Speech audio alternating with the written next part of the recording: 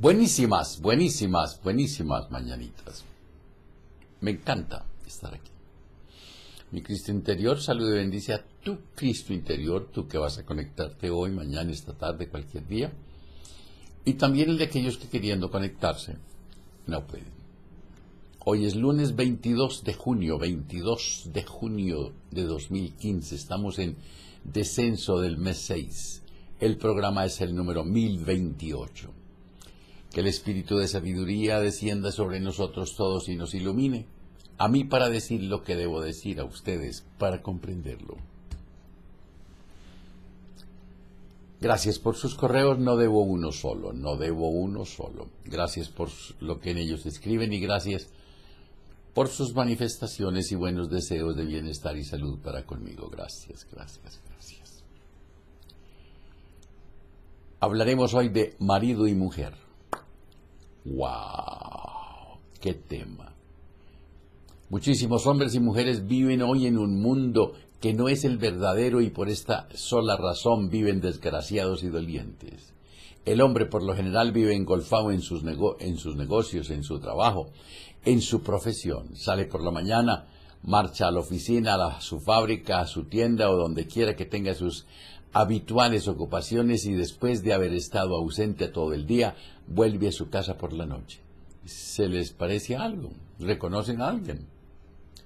En la inmensa mayoría de los casos, la esposa permanece ignorante de los negocios de su marido y de sus detalles, de tal manera que no podría encargarse de ellos en el caso de que su marido enfermase, por lo que se vería obligada a abandonarlos en manos de gente extraña si su marido llegase a morir. ¡Qué cosa tan curiosa! Muchas son las mujeres que casadas viven absolutamente entregadas a los cuidados de su casa y de sus hijos, sin más relaciones que aquellas que se hacen frecuentando las tiendas de abasto y almacenes y entre personas de su propio sexo. La mayoría de las esposas no saben de los negocios de sus esposos. Hoy día, en la inmensa mayoría de los matrimonios, el marido desconoce los propósitos y anhelos de su esposa y ésta ignora por completo los de aquel. La mujer sabe que su marido es abogado, comerciante, industrial, pero no sabe gran cosa más. El marido, por su parte, sabe muy poco del esfuerzo que exige el cuidado de una casa, imaginando en su masculina suficiencia y en el vago concepto que tiene de estas cosas, que él lo tendría todo listo y a punto en menos de una hora. Pues cree que no se necesita más que atender los variadísimos y algunos muy delicados trabajos que demanda una casa, siempre en orden.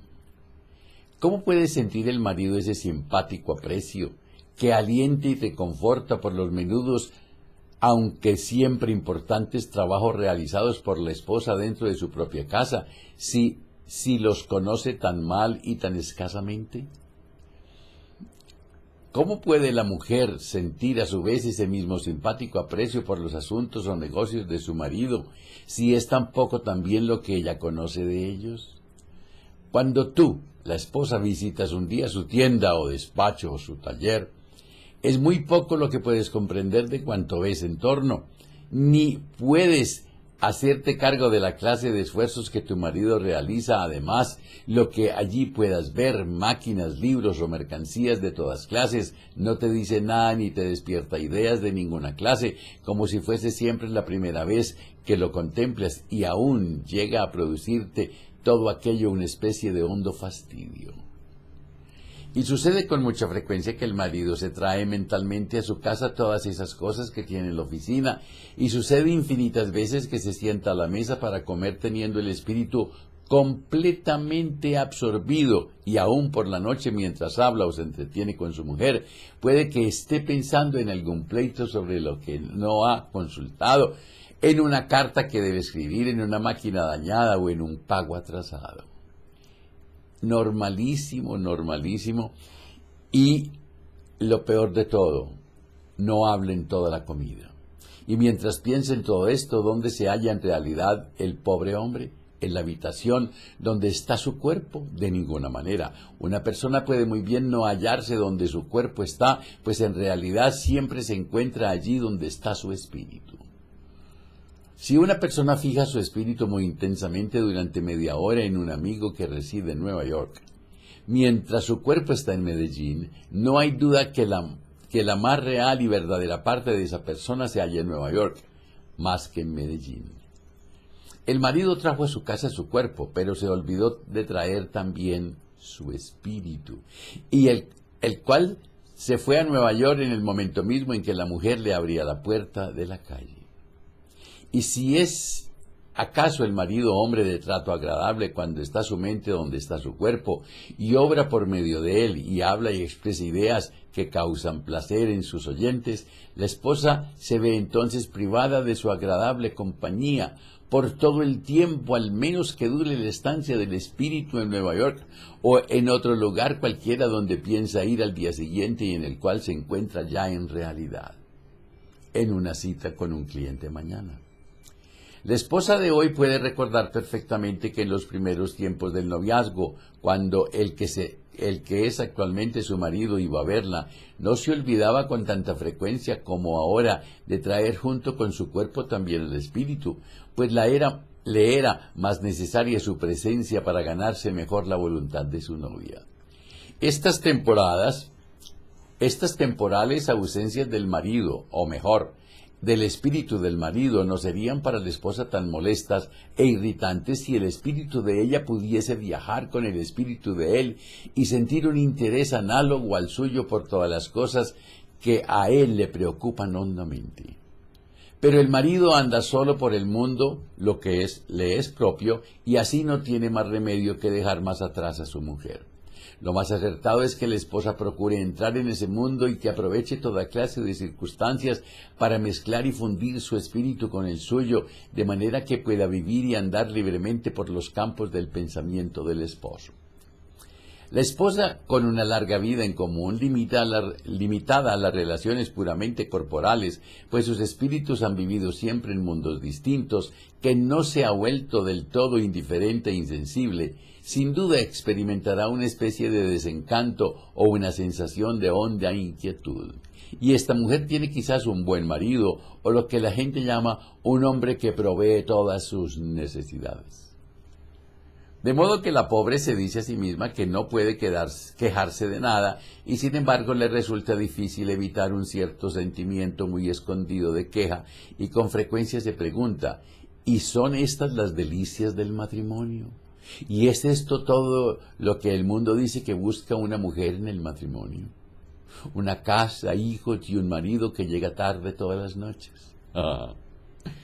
Si la esposa se ha ido convirtiendo a sí misma, más o menos inconscientemente, en mujer insensible y resignada, acaba por aceptar el cuerpo de su marido como un compañero para toda la vida, aunque el espíritu se ausente con frecuencia de ese cuerpo, y ya puede unirse a las muchísimas esposas que hoy existen con maridos cuyas mentes están siempre en algún otro lugar próximo o lejano. Existe una actitud de mujeres casadas que viven en un mundo exclusivamente femenino, viven en estrecha asociación con otras mujeres más que con sus propios maridos, pues hallan más y mejor compañerismo en personas de su propio sexo, y así durante el día muchas mujeres casadas se juntan con otras mujeres casadas, pues el marido está ausente como es natural, ocupado en sus negocios con otros hombres.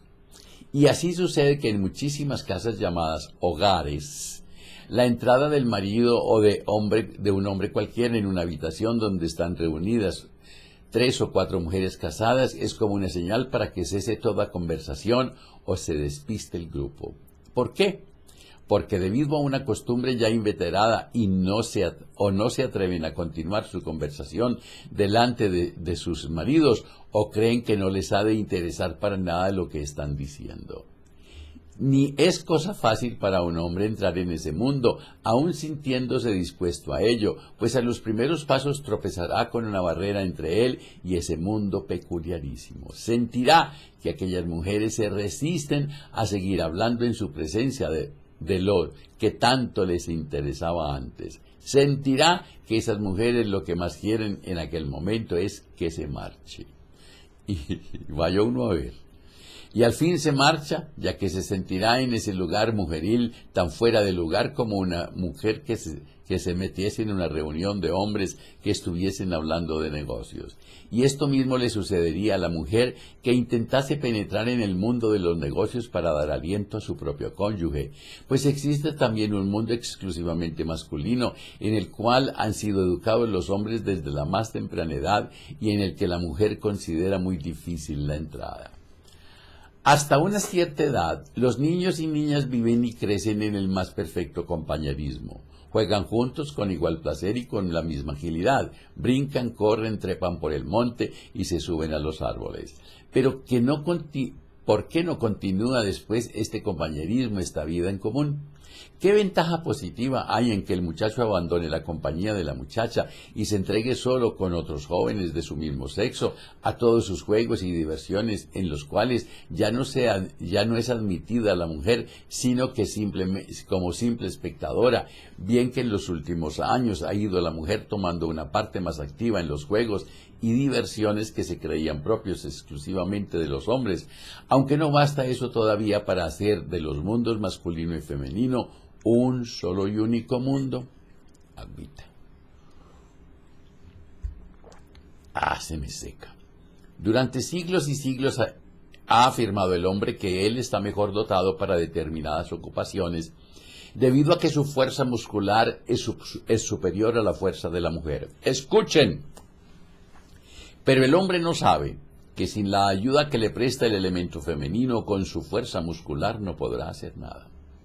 El hombre no sabe tampoco que cuando más estrechamente están unidos y es mayor la combinación e interacción de intereses entre marido y mujer, más grande es también la fuerza de su mentalidad y la de su cuerpo.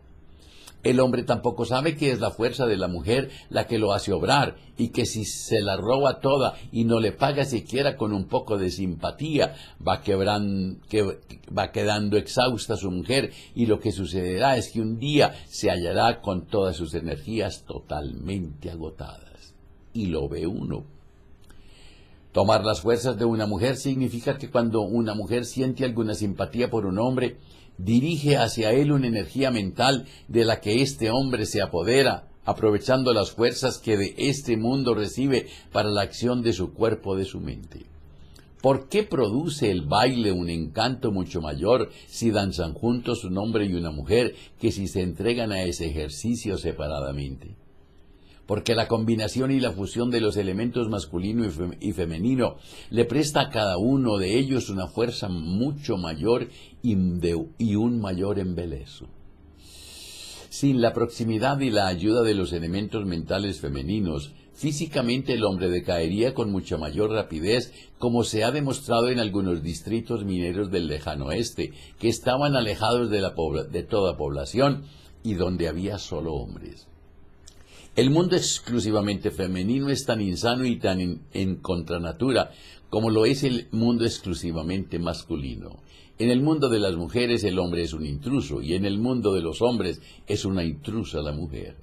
En todas partes donde el elemento masculino arroja fuera el elemento femenino, reina tanto la bajeza como la grosería. Burdos, ordinarios. En todas partes donde la mujer desprecia al hombre empieza a dominar la mojigatería y tal exceso de pudibundez llega finalmente al extremo de ver motivo de pecado en todas las cosas de naturaleza masculina. Y por este camino se hace toda mentalidad realmente impura. Siempre, en toda ocasión que la mente masculina desprecia o quiere prescindir de una parte o fracción tan solo de la mente femenina, se produce en el hombre, como resultado ineluctable, una cantidad correspondiente de debilidad mental y física. Y exactamente lo mismo le sucede a la mujer que se empeña en prescindir del elemento masculino y vive recluida en su mundo propio, en el mundo que se ha construido para sí. Creados fueron el macho y la hembra, pero en parte alguna de la naturaleza vemos que el espíritu infinito del bien haya creado un punto exclusivamente masculino o exclusivamente femenino. Busquemos por todas partes, y lo mismo en la selva virgen como en los campos hallamos que en el reino vegetal existe la planta macho y la planta hembra. siendo necesaria la unión de las dos para hacer posible su relativo perfeccionamiento y que lleguen una y otra a fructificar. Lo mismo sucede exactamente con la mente femenina y la masculina, que son expresión de vida muchísimo más sutil, pues es necesario que sus fuerzas espirituales actúen las unas sobre las otras para producir los más grandes resultados a que debe aspirar la humanidad. Las mentalidades femenina y masculina necesitan fundirse y confundirse en toda clase de intereses, en toda clase de negocios, en toda clase de diversiones, y donde sea más grande y más consciente esta fusión, aunque imperfecta en su naturaleza, allí también habrá una vida más intensa. El ente espiritual femenino es de naturaleza muy distinta al ente espiritual masculino y obra en la naturaleza del hombre al mismo tiempo que como un elemento restaurador de sus fuerzas, como un poderoso estimulante. El ente femenino da al hombre la fuerza que necesita para emplearla en su trabajo personal o en sus negocios, la cual en su ignorancia cree el hombre que es enteramente suya y que la saca de sí mismo. En el momento en que la mujer le retira el apoyo mental y espiritual al hombre, el individuo se cae y sus negocios se pierden. Por eso es tan diabólico el divorcio, por eso es maldito el divorcio. ¿Por qué es así? Porque la mente de su esposa, cuyos elementos él absorbe, es la que le da las fuerzas necesarias para trasladarse en espíritu a donde sea. En estas ocasiones siente el marido algo, no sabe decir exactamente qué, pero algo que le da una fuerte sensación de alegría y de bienestar cuando tiene cerca a su mujer. Y todo ello no es más que el resultado de la corriente mental de amor y de simpatía que dirige la esposa hacia el esposo, corriente mental que alimenta y fortalece al hombre mucho mejor que el pan cotidiano. Si llega el caso de que esa corriente mental de simpatía de la esposa se dirija hacia otro hombre, o simplemente hacia otro orden de intereses, el marido se sentirá inquieto y menos hábil que antes en sus negocios, aun ignorando enteramente que la afección de su esposa se ha desviado hacia otras direcciones. Hay algunos maridos que no saben entregarse a la lectura de sus periódicos o sus libros si no está presente su esposa, y esto se debe a que la fuerza para la lectura la reciben de la mente femenina. De igual manera que muchos maridos utilizan también la fuerza mental de su esposa en el ejercicio diario de su negocio o de su profesión, siendo como es el amor y la simpatía que les llevan sus mujeres una fuente de energía mucho más poderosa que la producida por los alimentos. Así se explica perfectamente que al llegar los hombres a la mediana edad, si un día muere su esposa, ellos desfallecen y hasta mueren también, pues les falta la ayuda del elemento femenino que han absorbido y utilizado durante toda su vida física. ¿De quién es la falta del desequilibrio que hemos hecho notar? ¿Es toda entera imputable al hombre? No. Tanta culpa tiene el hombre como la mujer. Mejor dicho, ni uno ni otro puede ser culpado mientras viven en la más completa ignorancia de esta ley, de su valor y del modo de servirse de ella. El que recibe diariamente algo que lo ayuda a vivir, pero que no sabe lo que este algo es, ni siquiera quizás que lo recibe, no se lo puede acusar de que viva diferentemente de como tal vez viviría si tuviese claro el conocimiento de todo esto. Pero aquel que tiene perfecta idea de que transmite una parte de sus elementos vitales a otra persona, elementos que le mantendrán en condiciones de entregarse con provecho a cualquier negocio o profesión artística, y no procura ponerse en estado de plegaria para recibir a su vez elementos vitales en compensación a los dados por él, este sí que comete una falta gravísima. ¿Cuál es la compensación que debe aspirar la esposa? ¿Cuál es a qué debe? Su mejor compensación es la de que la mente de su marido persevere en el deseo de agradarle y entretenerla durante las horas de su mutuo descanso, como hacía seguramente antes del matrimonio, cuando la cortejaba y enamoraba, cuyo estado mental fortalecía y alegraría a la esposa física y espiritualmente, como ya hizo cuando eran novios. Una buena casa, una alimentación abundante y ropa adecuada no constituyen todas las necesidades vitales de la esposa. Ninguna mujer ha de creer que se casó únicamente para eso, pues no solo con el cuerpo de su esposo se ha casado, sino también con su alma, pues es el alma la que ejerció su atracción sobre ella. La mujer recibió del hombre elementos vitales de tal fuerza que fueron para ella fuente inagotable de placeres, de manera que si una vez casada deja de recibirlos, ha de sentir su falta, que es debida a que cuando se halla el marido al lado de su esposa, se ausente espiritualmente con demasiada frecuencia. El marido tiene el derecho a utilizar la fuerza que absorbe de su mujer en sus negocios o sus ocupaciones cotidianas, pero no tiene ningún derecho de irse a su casa por la noche y robar a su mujer más fuerza todavía para emplearlas también en cosas de su negocio, aunque lo haga tan solo mentalmente, nada de lo cual hacía en otro tiempo cuando alegre andaba quizás algunas cuadras bajo la lluvia para poder llegar y hablar un rato con su novia. Cuando marido y mujer creen juntamente que es necesario poner en constante ejercicio su fuerza durante todas las horas del día y de la noche para alcanzar un determinado propósito, es tan solo porque no saben que para su provecho es bastante más conveniente que utilicen sus fuerzas mutuas en varios propósitos a la vez, con el objeto de que mientras esté en actividad uno de los departamentos cerebrales puedan descansar los demás y recuperar las energías gastadas en su acción anterior. No sale nunca mejor un negocio porque esté un hombre pensando en él constantemente día y noche, y hasta en las horas destinadas a la comida. Lo que hace tal costumbre es quebrantar y envejecer prematuramente a los hombres, abriendo ante ellos el camino del insomnio y aún de la locura. ¡Qué cosa más terrible! La mente u organización femenina es la que primero recibe toda idea y todo pensamiento elevado y transmite enseguida este elemento o fuerza a la mente masculina, hacia la cual se siente más frecuente atraída. La mente femenina es un instrumento muy sutil y más delicado para la recepción y transmisión de toda clase de ideas y pensamientos, pero necesita que la mentalidad masculina le dé, por medio del amor y sus caricias, la fuerza y la alegría que le son indispensables para rehacer continuamente sus energías vitales y mantenerse en el más perfecto estado.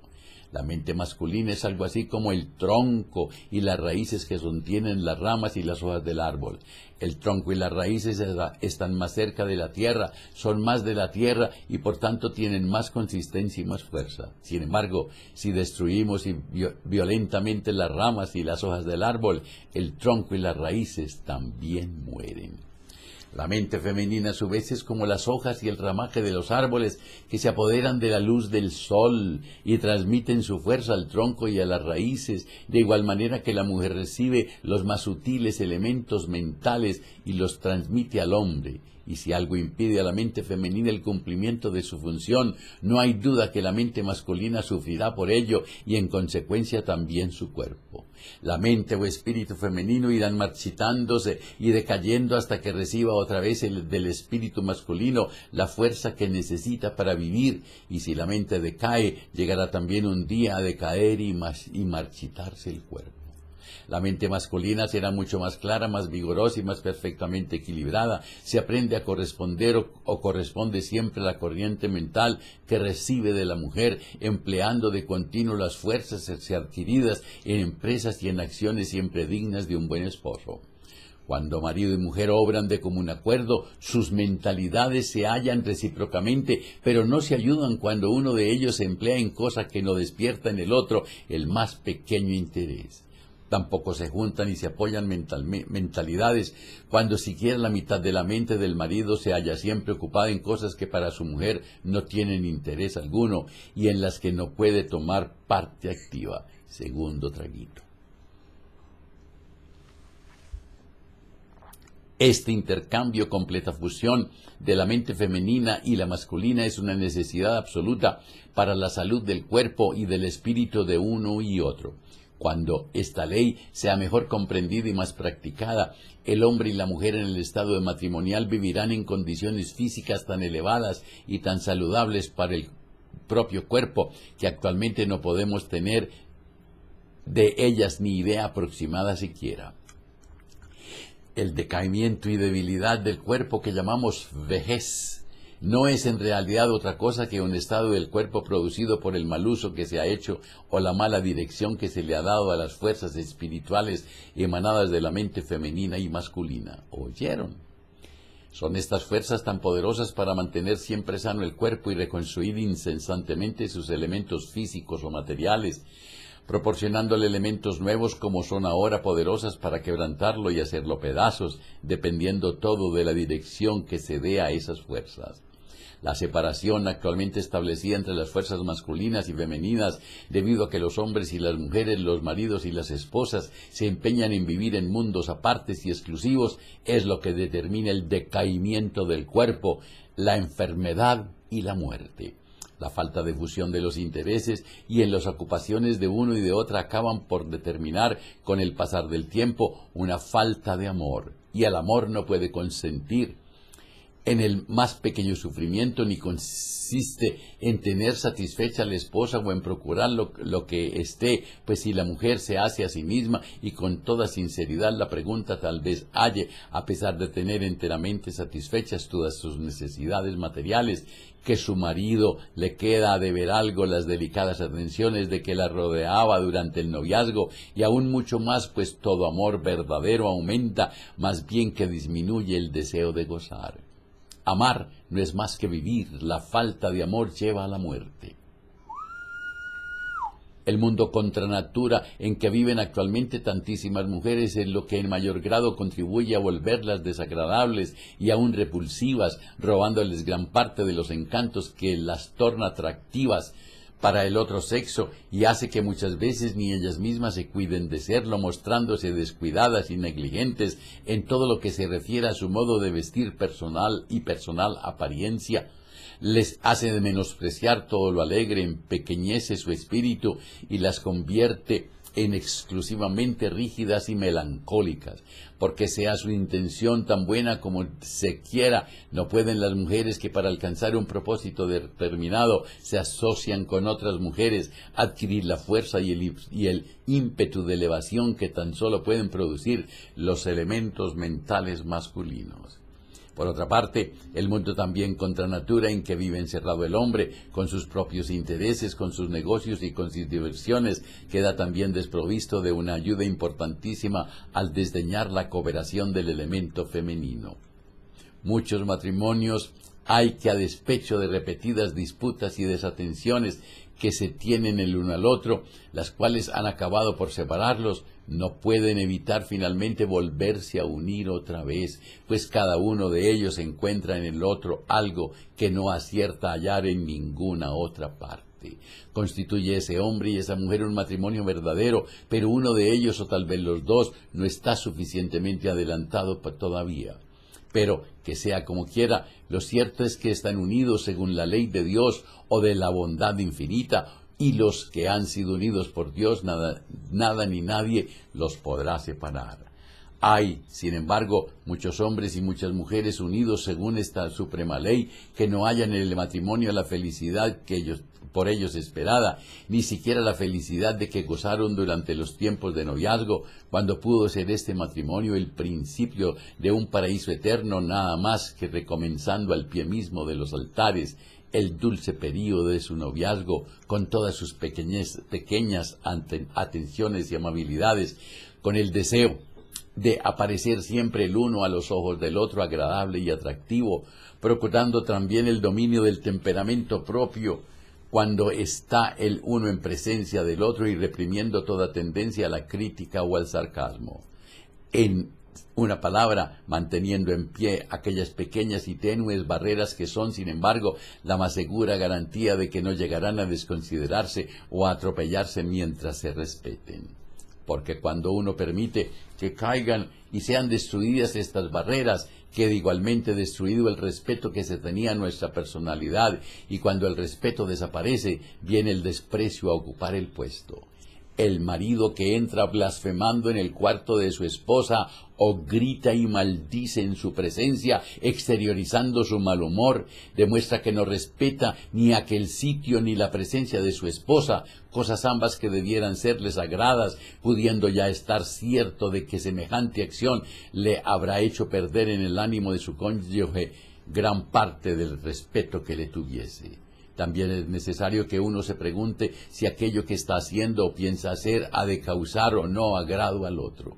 Procure cada uno de los esposos que todos sus propósitos o deseos puedan ser causa de alegría en ambos, para lo cual es necesaria la fusión absoluta de sus corrientes mentales y la comunión más completa de todas sus aspiraciones, con lo que fortalecerán su mente y su cuerpo y aún su fortuna material.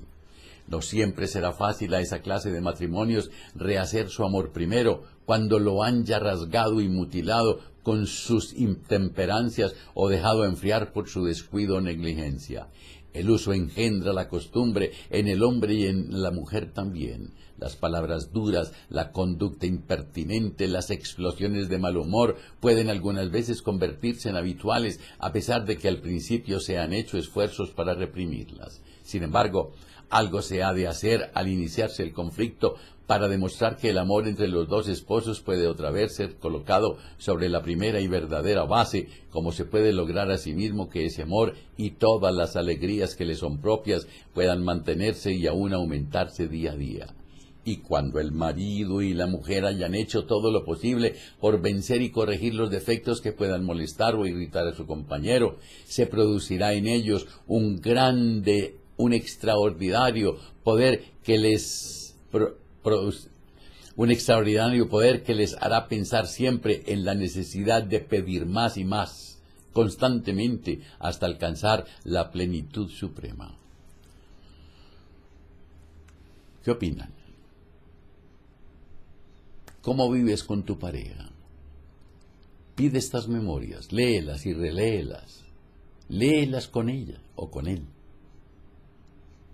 Cuando te abrazas, cuando te quieres, cuando te amas, la vida te abraza, la vida te quiere, la vida te ama. Repitan 1000 veces durante el día: me acepto y me apruebo como soy, me amo. Me acepto y me apruebo como soy, me amo. Mañana, la Biblia según Isaac Asimov. No se pierdan esta joya. Que la prosperidad, la armonía, la salud, la sabiduría y el amor sean con ustedes y sus familias, conmigo y mi familia. Si hoy tienes un momento de desfallecimiento, de rabia, de tristeza, de celos, invoca al espíritu de sabiduría, pídele que descienda sobre ti, cuéntale, y si en el relato encuentras algo mal puesto en tu corazón hacia otra persona, perdónala, ámala, agradece y olvida. Y si el desencanto es contigo, perdónate, ámate, agradece y duérmete. Y no se les olvide reír por nada del mundo.